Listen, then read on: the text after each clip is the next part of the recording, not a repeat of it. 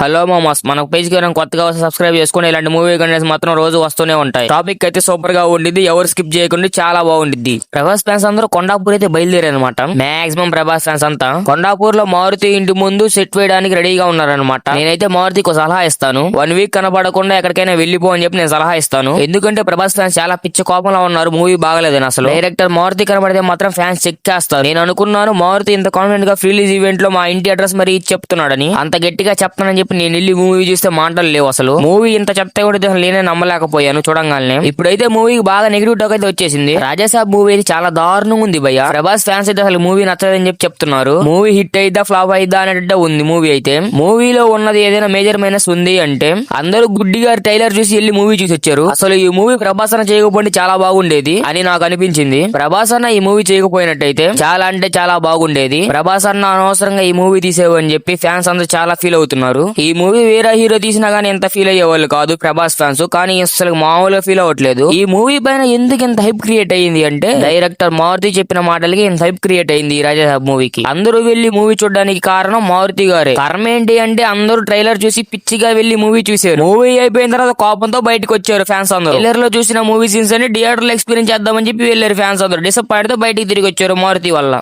Movie అయితే బాగా negative talk వచ్చేసింది 1 డేకే. ఒకసారి వెళ్ళి మీరు కూడా మూవీ చూడండి ఎలా ఉండిద్దో. మూవీ డే 1 నుంచి ఇంత నెగిటివ్ రావడానికి కారణం మారుతి గారు మాటలే. మారుతి చెప్పిన మాటల్ని నమ్మి అందరూ థియేటర్ కి వెళ్తే డిసప్పాయింట్ తో బయటికి తిరిగి వచ్చారు. అసలు చాలా మంది డిసప్పాయింట్ అయిపోయారు, ఈ సినిమా తీసింది అసలు మారుతినే అని. అందరూ అయితే ఏంది ఇంత చెత్తగా మూవీ తీసావని చెప్పి మారుతిని అయితే మామూలుగా తిట్టట్లేదు సోషల్ మీడియాలో. ఎస్కేఎన్ అయితే బాగా తిడుతున్నారు బుద్ధి లేదా అని. రిలీజ్ ఈవెంట్ లో అంతమంది అంత బాగా చెప్పారు, మూవీలో అయితే ఏం లేదు కంటెంట్ అని. చివరికి ప్రభాస్ ఫ్యాన్స్ చాలా అంటే చాలా డిసప్పాయింట్ అయిపోయారు మూవీ చూడగానే. ఇది మామ వీడియో ఎలా ఉందో కామెంట్ చేయండి. నెక్స్ట్ వీడియోలో కలుద్దాం. Bye bye.